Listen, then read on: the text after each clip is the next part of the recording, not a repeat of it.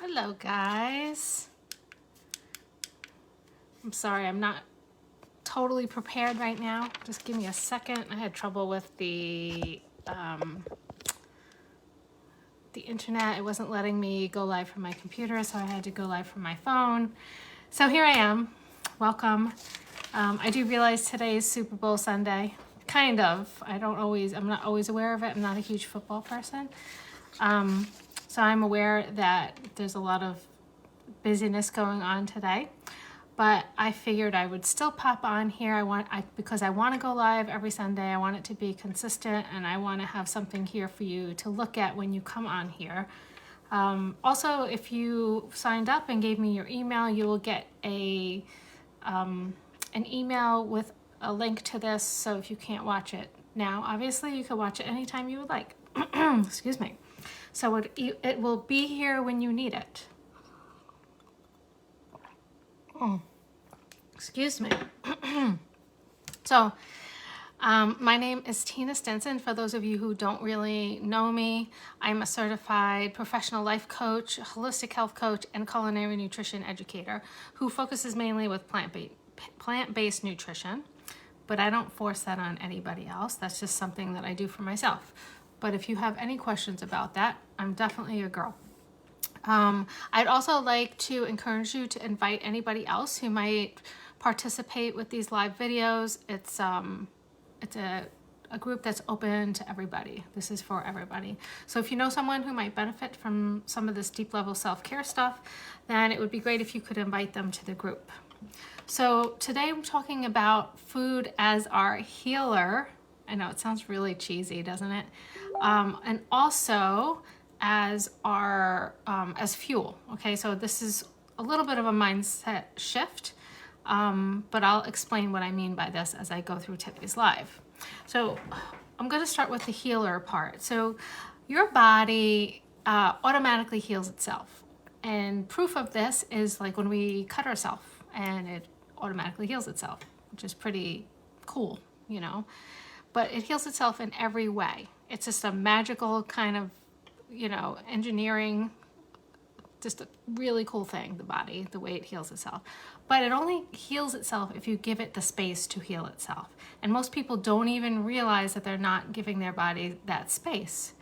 Another good example of how we don't give ourselves space to heal. So if you walked across the room and you banged your shin on, say, the table, we've all done that, right?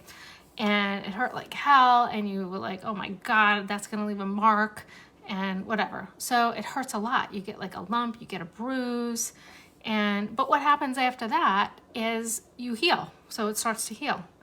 And hey Lynn, what's up? Nice to see you here.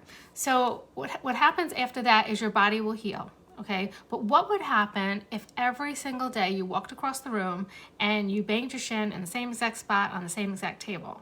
So that wound wouldn't heal. It would probably get worse. It would progress slowly. Maybe it would be a cut one day or something like that. So this is the same thing that we do to our bodies. So every day when we're putting food into our mouths and not really being too intentional about it, some of us aren't, some of us are. Some of us are more intentional than others.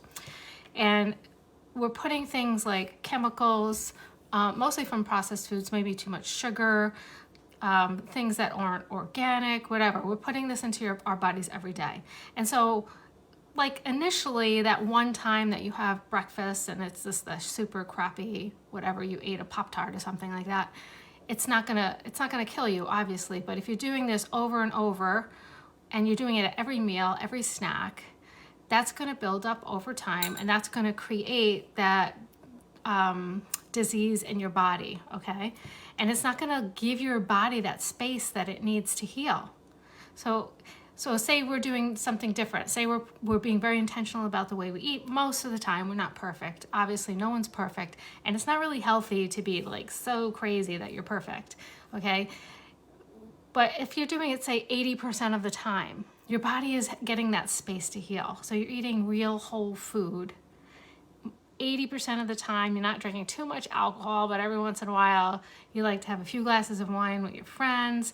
You're not putting too much sugar into your body. So your body has that space to really, heal and keep up with itself. And this isn't the only thing that affects your healing process. This is just one thing, and I'll tell a little story about that in a second. So we don't usually experience any of the effects of this for a long time. It has like this compound effect. So over years and years, and most people don't notice any sign of anything. We all talk about this. Oh, when I was in my 20s, I felt great, and yeah, because it was only like a few years, maybe, let's say, a couple of years that you had control over the food that you were putting in your body, and maybe your parents fed you pretty good as a child, and then it takes a while for this shit to build up and cause this disease in your body. And when I say dis-ease, you could actually separate those two words, the word dis and then ease. Dis isn't really a word, but your body isn't at ease. It's going into a state of disease. And so, some of the different ways that this could show up over time, like say in our 30s, our 40s, our 50s, is weight gain, pre-diabetes, maybe even type 2 diabetes. I'm not talking about type 1, obviously. High blood pressure, heart disease, autoimmune diseases. This is our body's way of saying, oh my God, I need some space to heal. And you need to take the time to do this. Now, I'm not saying medicine is bad. I am not saying that at all. Medicine is miraculous. It could bring you to that point where your body gets a break, which is really good, okay? But what I'm saying is that should not be the solution, okay? This is a red flag. So say you have high blood pressure, you're on blood pressure medicine, you shouldn't say, oh, well, it's all fixed. But it's not. You're still doing the same things that cause the high blood pressure. So look back and change the things that you're doing. Make the changes needed so it doesn't progress to anything else. Don't count on the medicine. The medicine has side effects. There's side effects to all medications. So as far as I'm concerned, I would like it if I didn't take any medication. And I don't take any medication at this point in my life. But if I had to, in order to keep myself healthy, I would. So I'm not against medicine. But I'm saying you can avoid or you can reverse certain things if you really want to. Because like I said, a lot of these medications have side effects, okay? So, but it takes time. It takes a lot of time, especially if you're doing it this way. And I want to reiterate, don't say I'm going to eat healthy and then go off all your medications. No. So what you do is you make these changes, and the next time you go to the doctor, you check, how am I doing? How's my blood pressure? Do we need to adjust anything? Tell your doctor what you're doing. I'm eating better. I'm taking care of myself. I'm doing some exercising. I'm sleeping better. I'm reducing my stress levels. How's my blood pressure? Do we need to adjust my medicine? That's what I'm saying, okay? Once again, we don't need to be perfect. We don't need to be doing this 100% of the time. You don't need to be like a food Nazi and stress yourself out. I eat a plant-based whole food diet. Probably, I can't say I'm vegan because sometimes I eat eggs, but on occasion when I'm not eating eggs, I'm eating a completely vegan diet. This is what works for me. This doesn't work for everybody. This doesn't appeal to everybody. This is not what everybody needs. You have to learn what you need. What's more important is eating real food. And I'll talk about that really quick because it sounds super silly. It's like, of course I eat real food, Tina. What else would I eat?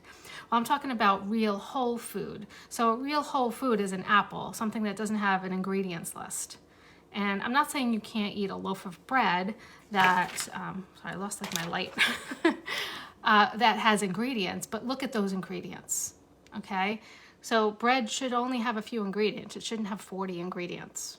It should not. It should not have sugar. You don't need sugar in bread. There's sugar in everything, everything. Okay, so I'm getting ahead of myself. Let me go back to my notes because I don't want to. I could talk about this for probably 4 hours. So look at what you would like to improve, what you would like to reverse. If it's you want to lose a little weight, maybe you're midlife and it's very hard for women midlife to lose weight, but it's not when you kind of look at some of the adjustments that you can make.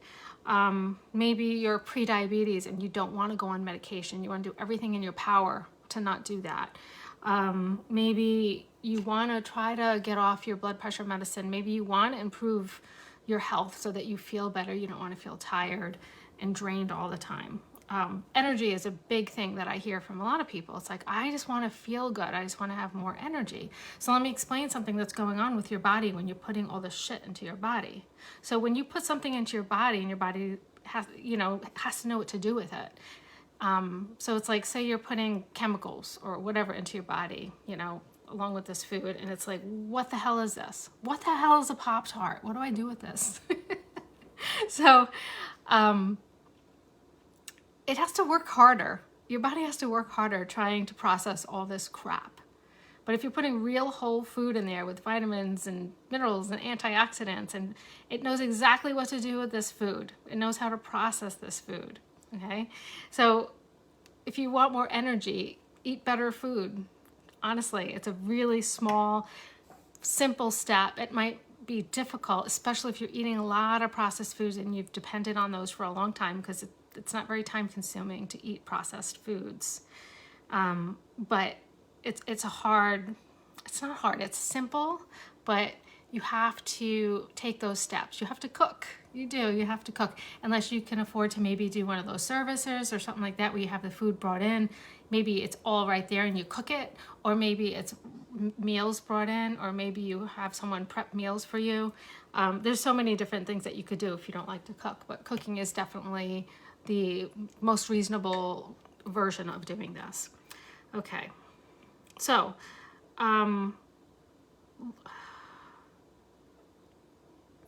the next step, sorry, I had to find where I was on my notes. So the next step is to look at what you're eating, okay? So I talked about eating real food. So all you have to do to get started is really just start acknowledging what you're eating, okay? And don't beat yourself up about it. This is a process. It takes some time, and I really encourage you to start doing it. But this is how it looks. Okay, look at every time you're going to put something into your mouth, just look at what it is.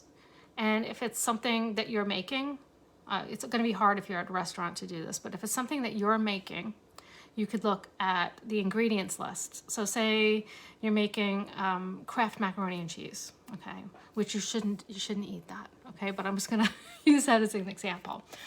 And I'm gonna use it as an example of what's going on in this country too when it comes to processed foods. So Kraft macaroni and cheese in the United States has all kinds of chemicals and additives and food colorings in it that are really bad for us. They're not good for us, okay? If you go over to Europe, the Kraft macaroni and cheese that Kraft makes for Europe is a completely different recipe because Europe does not allow these chemicals. But what the United States is doing over here is using the cheaper stuff, the more addictive stuff.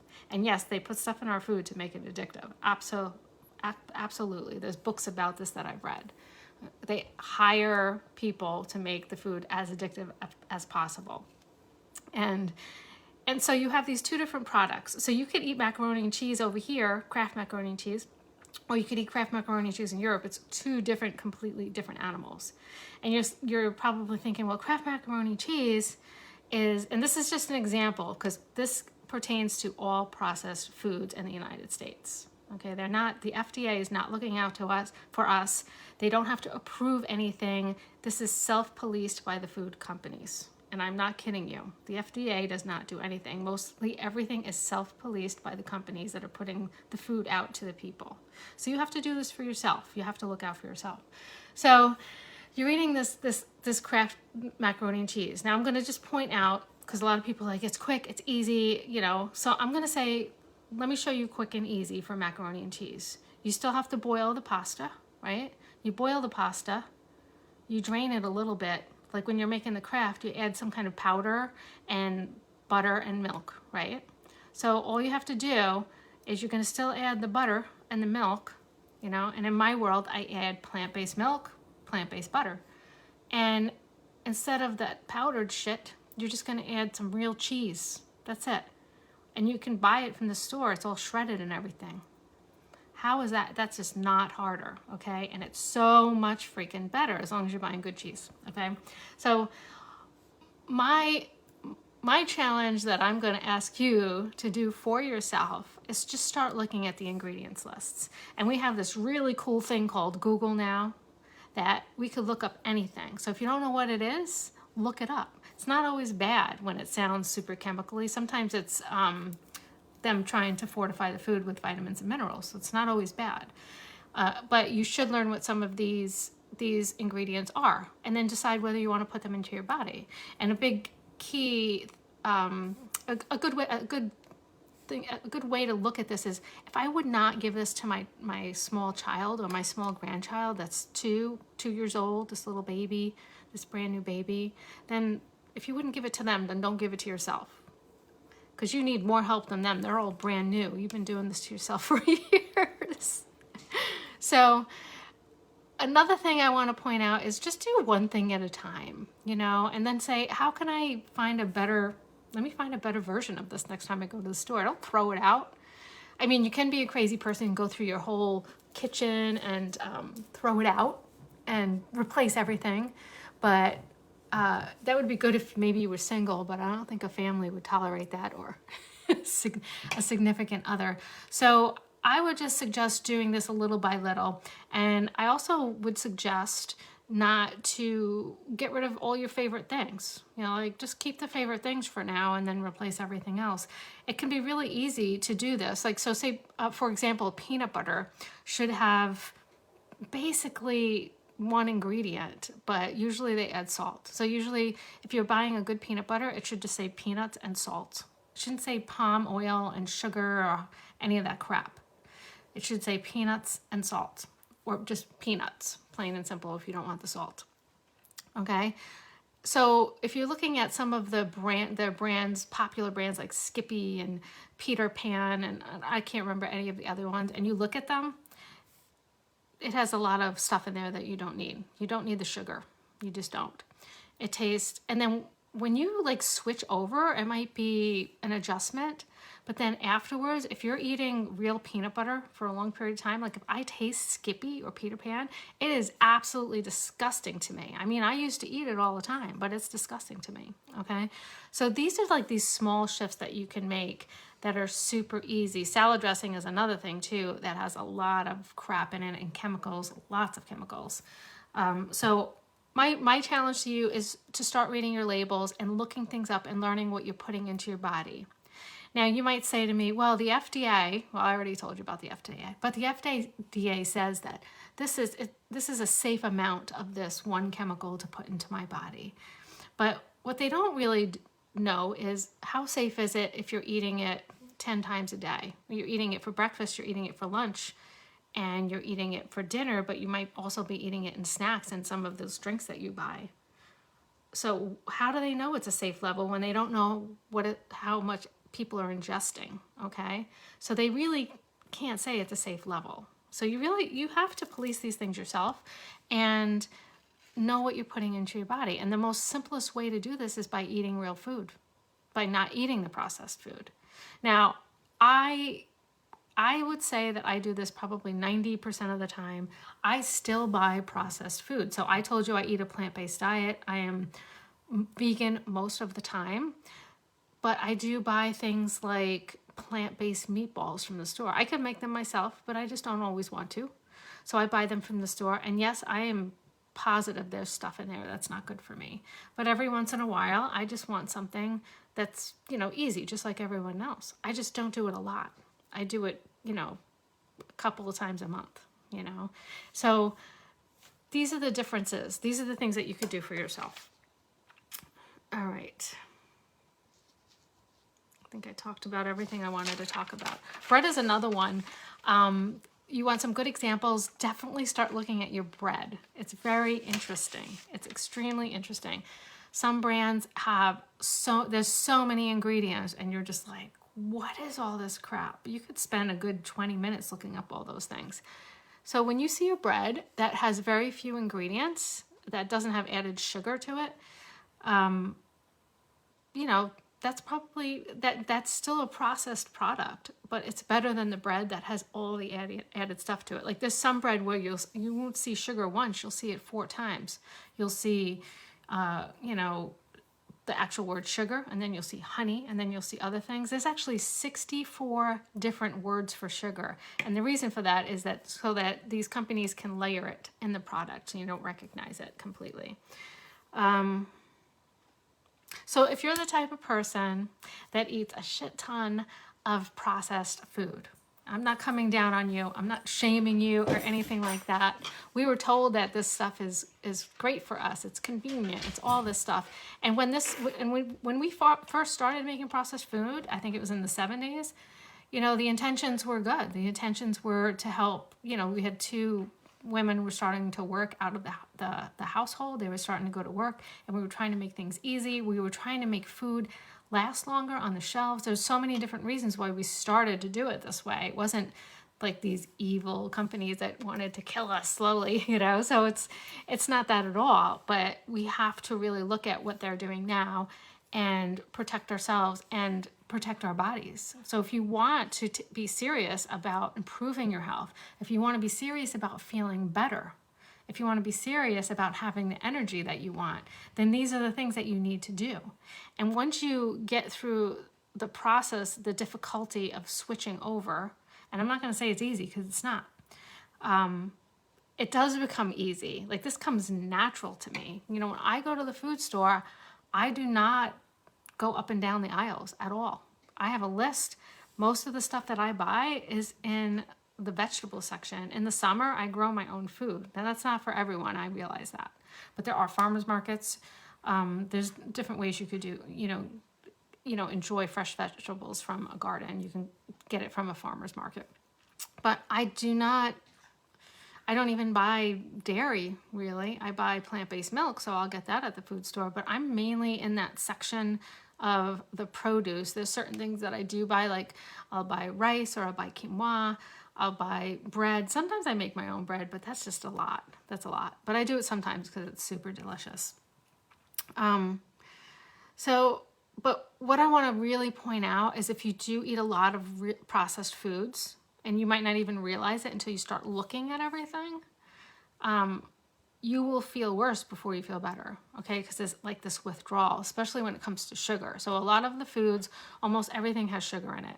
Every condiment, almost every prepackaged food has sugar in it. Some of the things that contain milk too is like, why is there milk in this? I don't understand. Like veggie burgers that aren't considered vegan, they put milk in them. Why? I don't know why. But so you would just be surprised of how much shit that you're putting into your body sometimes. And when you stop, you start to like ease yourself off of this, a lot of times you will have withdrawal symptoms, especially from sugar, and you will not feel good.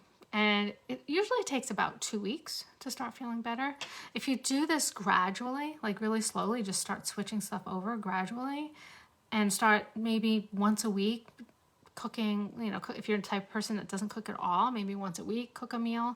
If you're the type of person that cooks every night, but you use a lot of processed stuff, maybe start switching over to recipes of plant-based whole foods or just whole foods. Just follow the directions that I gave you of what a whole food is. And you can easily make many, many meals just using all whole foods. You don't need to use processed crap. You don't need to use sauces. You don't need to buy salad dressings. It's so much better and it's super easy to create your own. And once you start doing it, you realize that. So, but if you go slow, you will not feel as shitty, okay? And then after you get through like a couple of weeks of doing this, you will start to feel better. You will start to have more energy.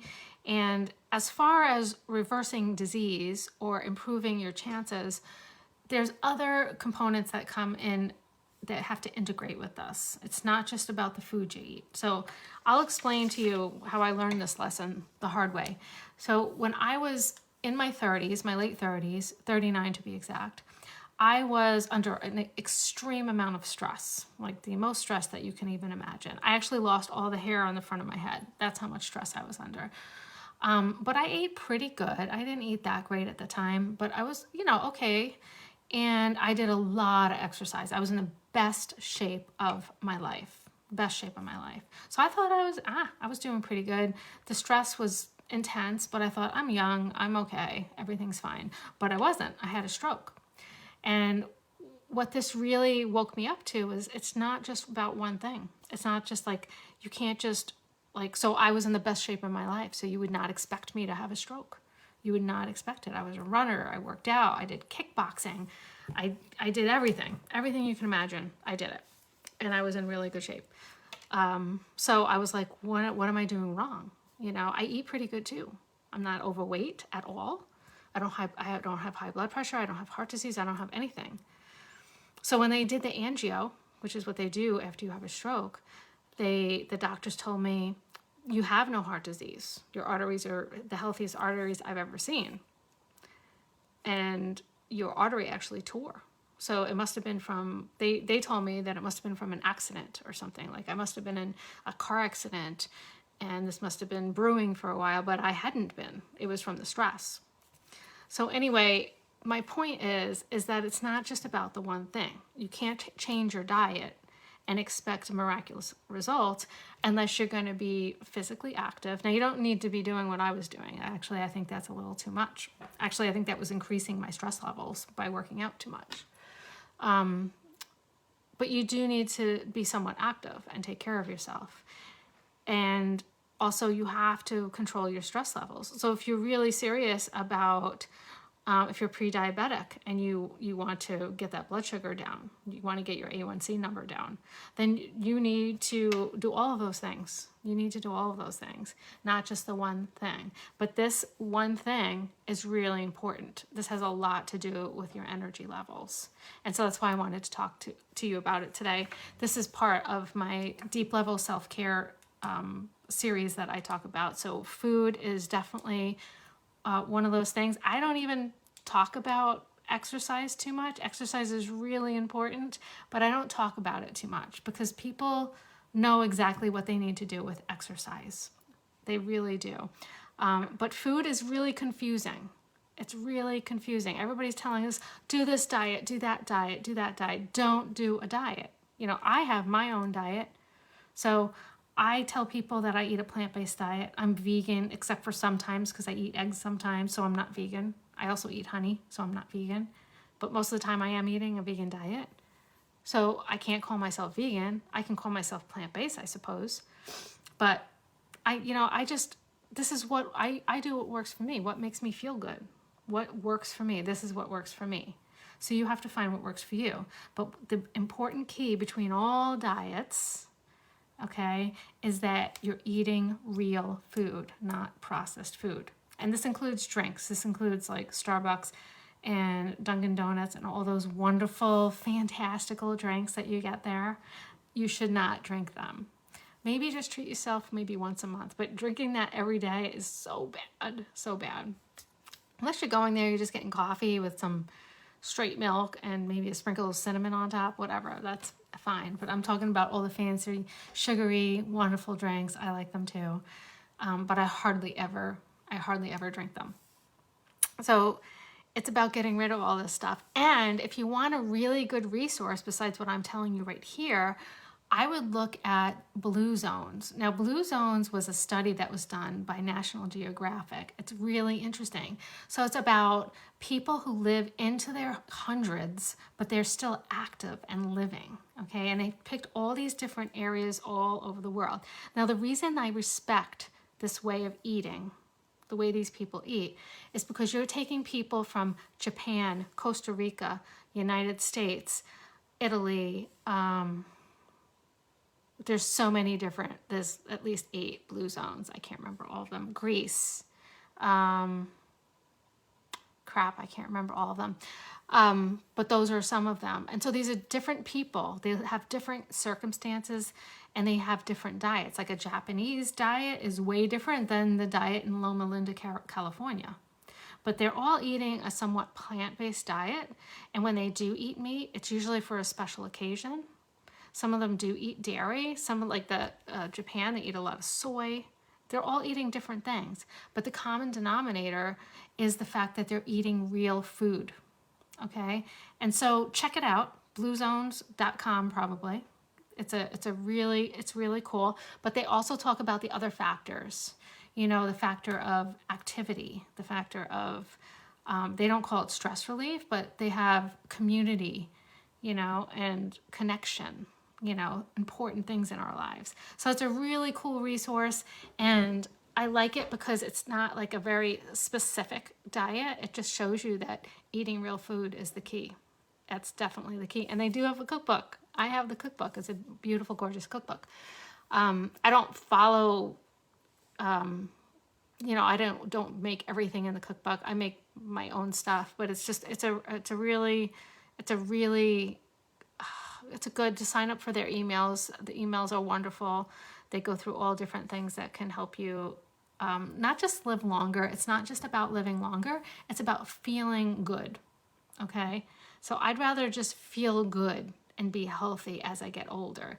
If I'm going to be 97, but I'm going to be like living in a nursing home and not doing anything, nobody wants to do that. I don't think anybody wants to do that. So I want to be active like these people that they portray in the Blue Zones. Very interesting. Check it out. Okay, that is it for today. So if I had to give you a takeaway or an action step for today, is to just pay attention to what you're putting into your body and try to make some conscious choices to improve that slowly. That's it. If you have any questions, you could post them below. I can't see them right now because I can never see comments on my phone. So I'm sorry if there are any comments that I'm not responding to because I can't see them. But if you have any questions, anything, post it in the comments below. If you watch this at a later time, just put hashtag replay and post the comments. You could tag me to make sure I see it. You could also email me at tina@tinastinson.com. I'd be glad to answer any questions that you have about today's live. I'll be going live next week, and same day, Self-Care Sunday at 12:30. And I'm going to be talking about why mindset matters so much. Okay, I have a really powerful story to tell you about this. A life-changing story for myself that was really, really super cool. Really cool story. So I will enjoy the rest of your day. If you're a Super Bowl person, have fun. I have no idea what time that starts, but have fun, and I will see you next Sunday. I love you. Bye.